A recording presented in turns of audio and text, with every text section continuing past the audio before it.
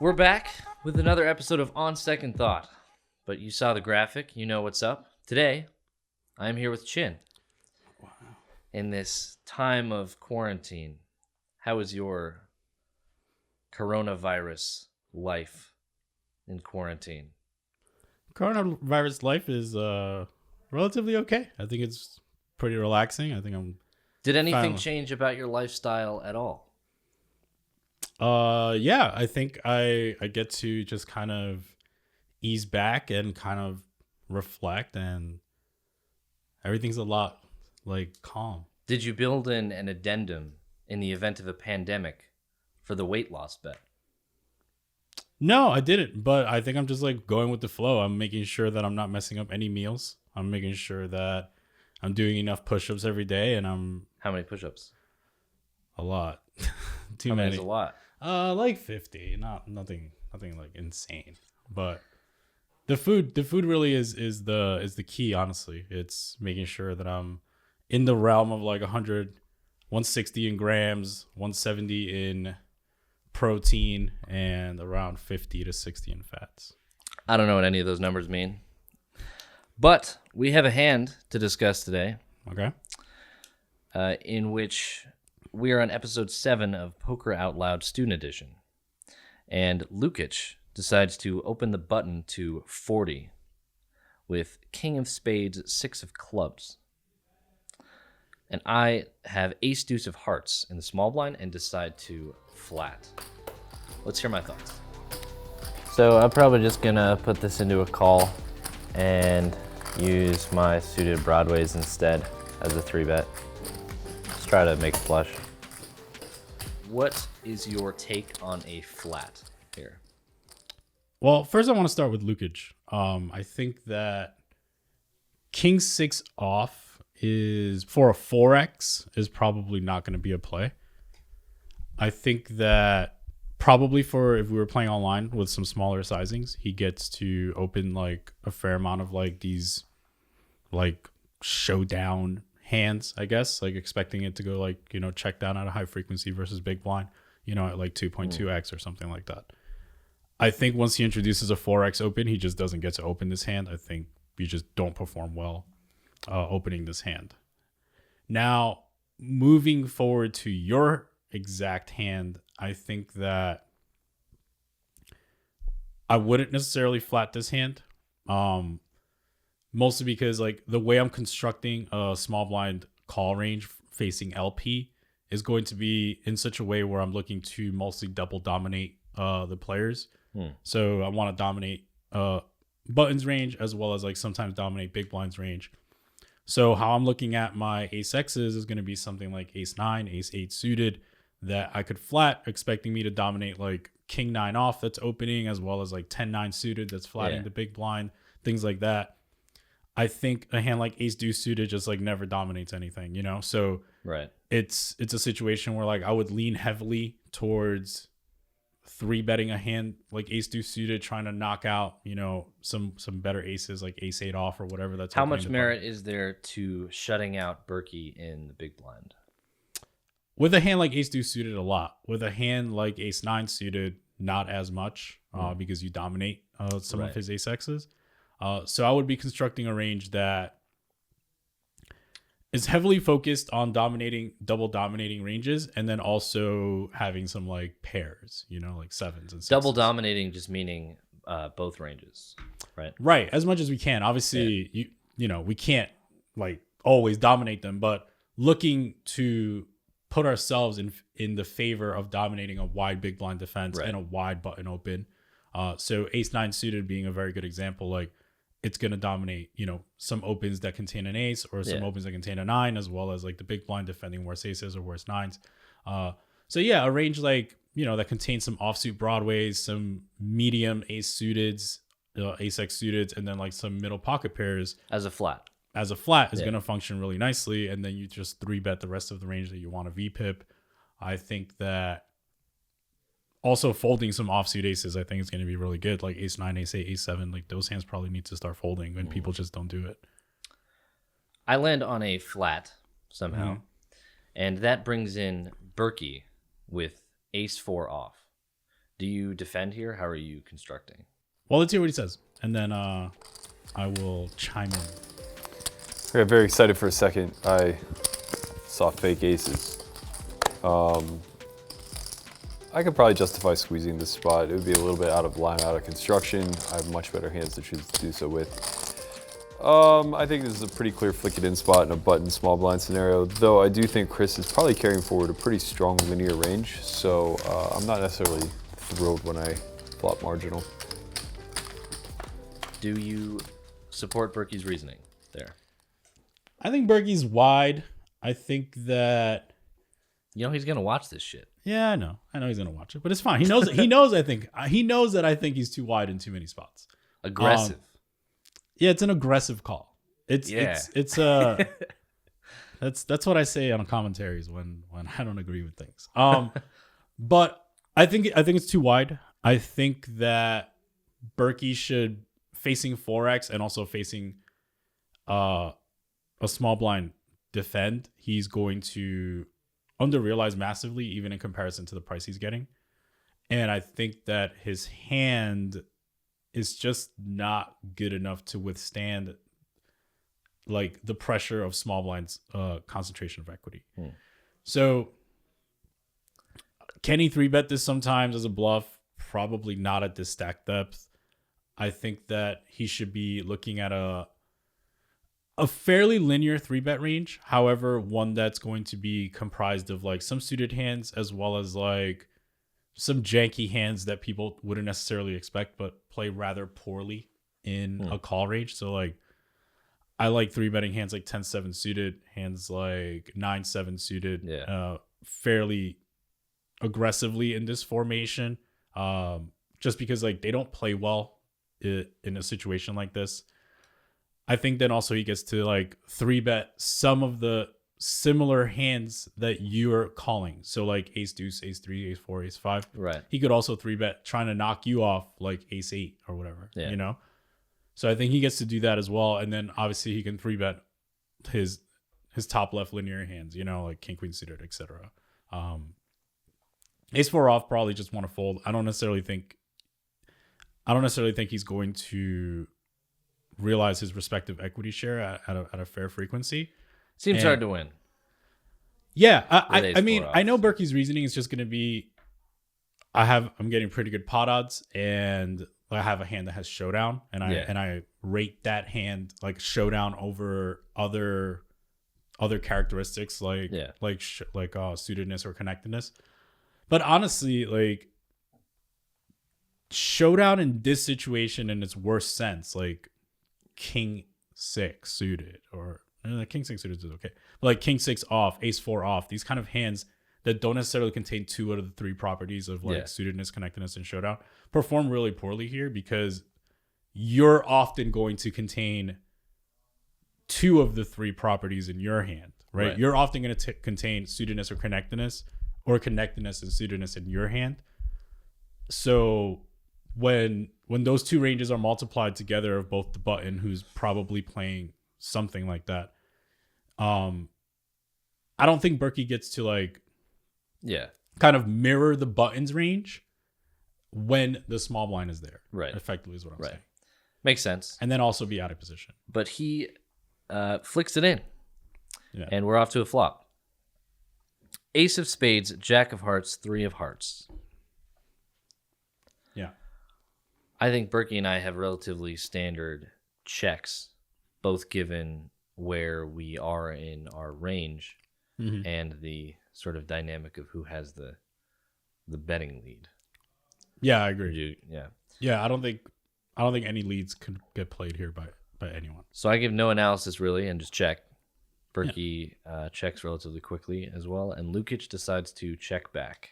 Yeah, I like Lucas's check back. Yeah. He's got a lot of hands. Might as well just use one with a heart, right? I think Lukic's betting frequency on this board should be rather low. I think that when the board comes down like double Broadway and the small blind is present, I think that he doesn't necessarily have range advantage anymore. If this was like hijack versus big blind, of course he has range advantage. But in a situation where he's opening like roughly 40% of his hands, small blind's defending relatively tight, probably like I don't know, 15%. Who knows? So deceptive board, unless you look at how the ranges actually interact with it. Yeah, I think that you're going to touch this board with a lot of gut shots and a lot of middle pairs. And I Pseudo advantage. Well, you're also just going to have like ace 9 suited, ace 8 suited. You know, Yeah. In this situation, you have even more. You know, you have ace deuce suited. So you're going to touch top pair at a fair frequency. You're Sure. going to have the availability to call the flop at a fair frequency, both because it's suited as well as it contains 2 broadways. And you're going to have a lot of Broadway. You're going to have a Broadway dense range, right? Like Jack 10, King Queen, King 10, Queen 10. You know, all these hands that could defend flop fairly easily, right?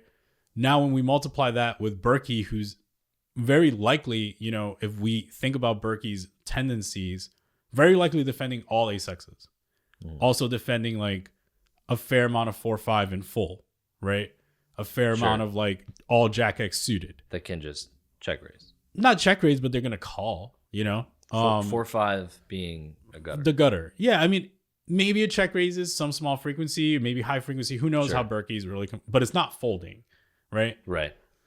So that's problematic. I think Lucas should mostly be having. He definitely cannot range bet here. Not even close. I think he should be checking back some ace X's. I think he should be checking back some Jack X's. Yeah. I think that's fairly fine. I think exploitatively, if Lukic lands here with a high EV hand, like a high equity hand, like ace queen, ace king, ace jack, whatever, I think he gets to bet rather big and just exploitatively understand that neither of you are going to fold an ace, especially not Berkey. Yeah. And when that doesn't happen, he just prints a lot of money. Right. And I think that's a good way to approach it. Just like have high check back frequency. Yeah. Bet some like protection hands. Who knows? Like he could probably bet like sevens. Right. So he identifies that pretty well. And finds the check.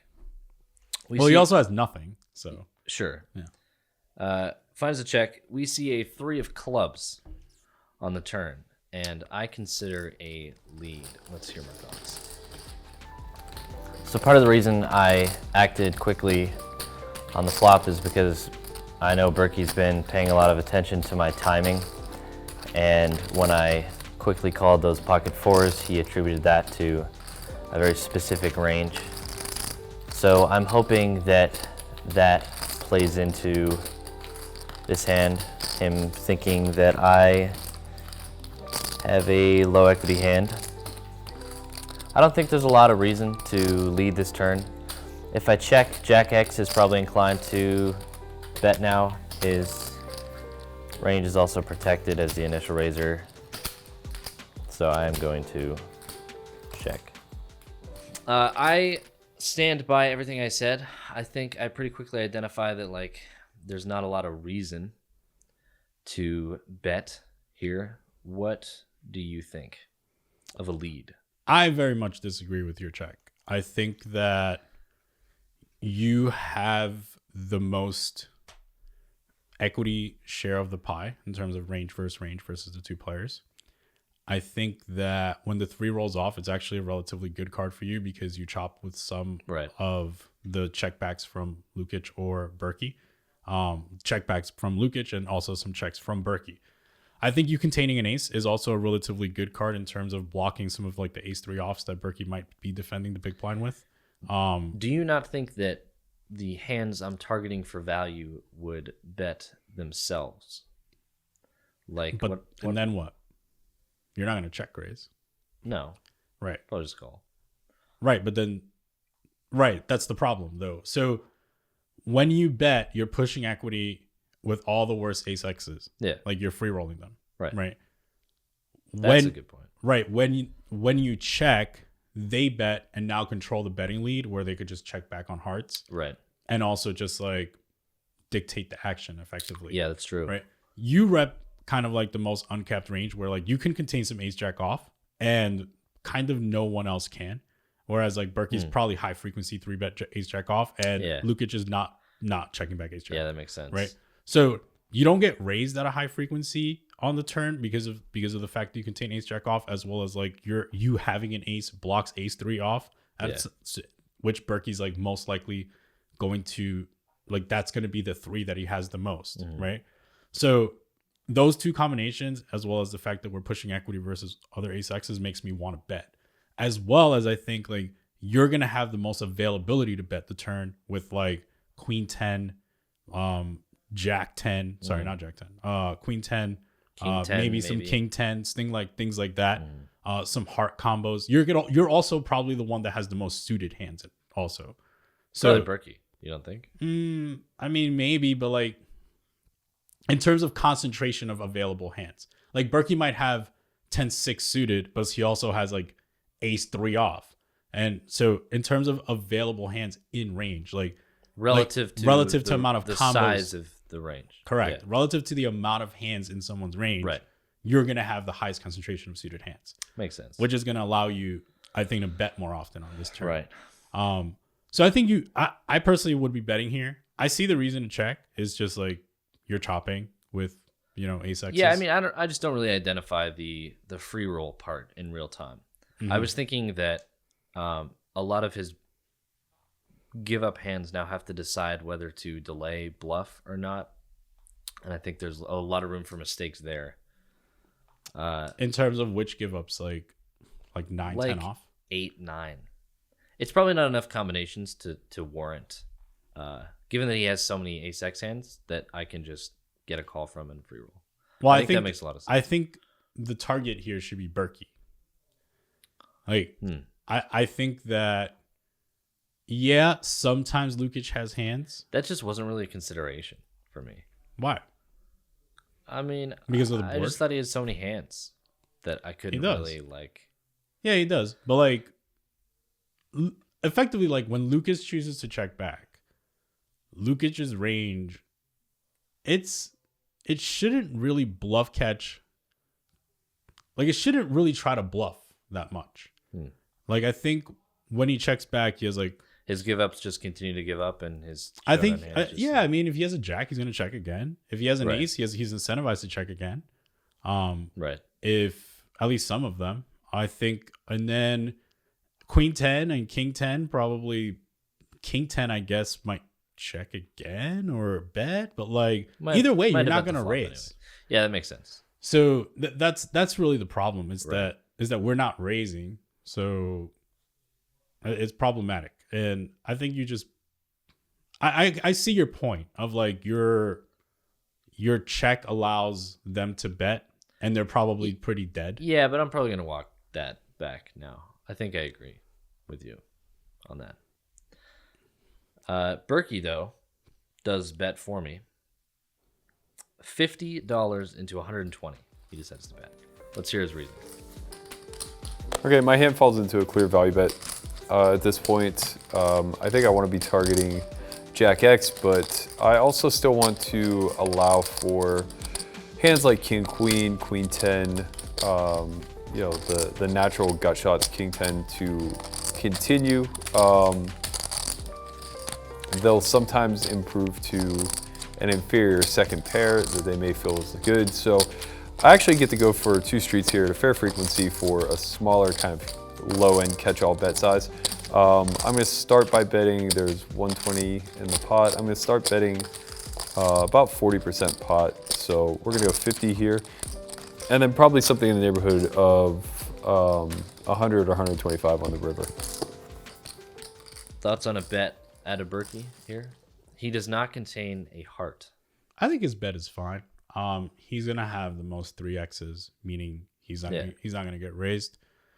He also contains an ace, which is going to be better than a lot of both of you guys at this point. You seem to be repping a range that like has like king queen or like 9s or a jack. Yeah. I think Lukic is repping a range that is like rather weak. So his target mostly is like because Lukic should be folding a fair amount. And you have like the highest availability to continue. I think the fact that the 3 paired and Berkey can have a 3 protects him a fair amount. I think also what I like about his bet here is that he has the perception of having a lot of bluffs here. Like he can have like 4-5, he can have queen 10 and full, like all these like in full hands, right? Like king 10 full, queen 10 full, 4-5 full potentially because it's Matt Berkey, you know?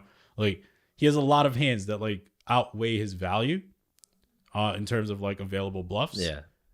Meaning that I think because he has that perception, I think what he should be doing, and I don't know if he is not necessarily bluffing all those hands, but definitely getting thin value for like almost all his ace X's on the turn. I think he should do that, and then because he has a lot of availability of bluffs, I think he has to be very particular in which combinations he does bet as a bluff. Some he should just like double delay and try to rep like a jack on the river as a bet. Most of the people watching this video right now are not subscribed. Why not? It's free. You know what I'm saying? Yeah, I don't know. Do you not want to be good at poker?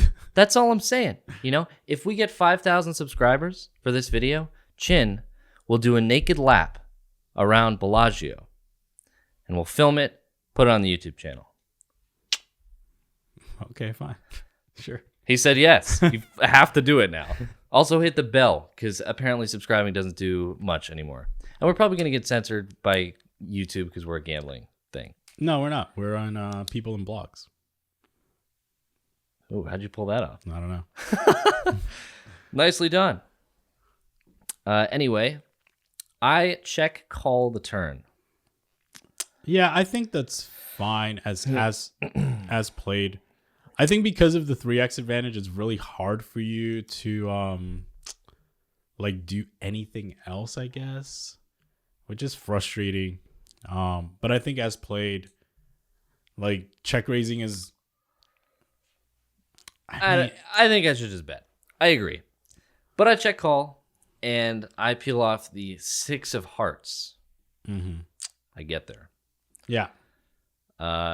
I sort of just level myself, give no analysis, and snap check so that Berkey would think that I would have given analysis had I had a flush. Try to do like the timing. Yeah. The reverse I just timing. snap check. Like, oh, I have an auto check. Well, I think you do have an auto check. I don't think you can do anything but check. I think that once you land here, it looks like you have like 9s and 8s and jack X's. It felt pretty natural to me. I don't see what hand like I would check call the turn and then lead river as a bluff. No, you shouldn't, because Berkey also has his own flushes. Yeah. You know, he has his own flushes. I don't think he'll check a 3. And I think when he has an ace or a jack, he's going to check for sure. Yeah. But when he has like queen 10 with a heart, when he has king 10 with a heart, when he has hearts, when he has a 3, when he has a lot of other sections of his range, that of which are not showdown, like showdown in terms of like one pair, right? When he has like trips plus, like, or he has queen 10 with a heart, king 10 with a heart, or a flush, he's betting, right? So I think you're going to get a bet here, a fair amount. Unless Berkey's really controlling his bluff frequency, like how I mentioned like a little earlier. I don't think he is. I think he's not going. Like I think he's betting a lot of combos on the turn. Cameras are on. Well, I just think Berkey's gonna overbluff this spot. Like I think it's not a knock against Berkey. I mean, it's a spot where it's really hard not to overbluff. Yeah. Because when you're the big blind, you're defending a lot of hands.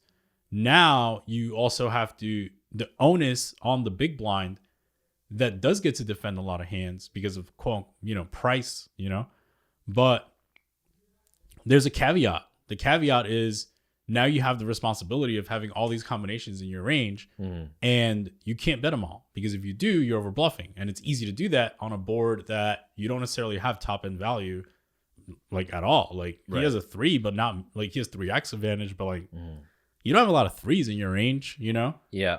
So I snap check, no analysis. Berkey considers a bet for a little while. He eventually lands on a check. Do you ever bet for thin value here? No, I don't think betting here accomplishes anything. I think that the benefits of betting is that it's like really unlikely you have a flush, because what flush do you have that didn't bet the turn, right? So that's the benefit of betting. The benefit of betting is simply that like he probably has the best hit. At the same time, looking at your range, sometimes you have ace X of hearts. If you're making like a slight error on the turn, whatever. Feels like we just have a showdown hand, you know? Yeah, but you still need to call, which is problematic. Like it all really. I'm advocating a check. Oh yeah. Okay, I think he should check, but I don't think it's as clear cut as like the video makes it seem. I guess because I saw that, I saw it like the way it was like pretty quick. I like when we really break down your range, like you shouldn't really land here with a flush that often, which means like what do you have that he loses to? Yeah, right. I guess he doesn't really lose to much. Right. If we were to like discount flushes from your range, then he's winning, right? At like an astonishing frequency because it's like you just have a jack or you just have nines. Yeah. Right. So I don't think it's as clear cut. And I think Berkey specifically could bet the river only because I think he overbluffs the turn. I was gonna make it 1,000. Well, yeah, I mean, I think you should. Well, of course, you have the nut flush. I think he does get to bet though. Yeah. Only because you just don't have a flush. Like, I mean, obviously you have a flush. No, obviously you have a flush. I should be rich right now. Yeah. Berkey missed a bet. I'm not sure. The truth is I'm not sure if he missed a bet. I think it's a standard. I think it's a standard check. I would say that. Like, if we were to just say like, oh, what should he do here in a black and white sense? It's like he should check, right? But if you really look into it and say, okay, how many bluff combos is Berkey bluffing the turn with? Probably a lot, right? I'd say a lot. Right. So that allows him to bet pretty much any ace on the turn for value, right? Which he does. Sure. Okay. Now we land on the river and a heart fills, right? Fair amount of his bluffs do fill, like his heart combos. But if we discount your heart combos yourself, you're probably leaning towards like nines with a heart, jack X's, some of which contain a heart. You have some pretty good calling candidates as well. Right. So now it's a matter of like how thin can Berkey get? I don't know. Really just going to come down to like how many combinations of bluffs you give Berkey on the turn that now have to bluff the river. Yeah. And if you the game's going to play where if you deem Berkey's range rather polar on the river, like he's not betting an ace. I think now you're going to call more often. I think I was caught off guard a little bit by having to play this hand against the big blind. Yeah.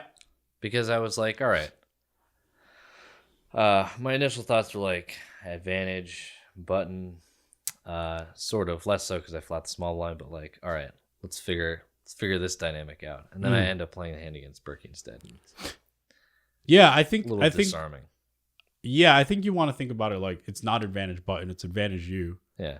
On the turn, I still think it's advantage you because you have ace jack off. They don't. 3Xs are not really common. Yeah. So I think you have the most availability to bet. Right. As well as like you just have like ace 9 suited and like Berkey probably doesn't. So yeah, I think advantage is you pretty much the whole way through. Right.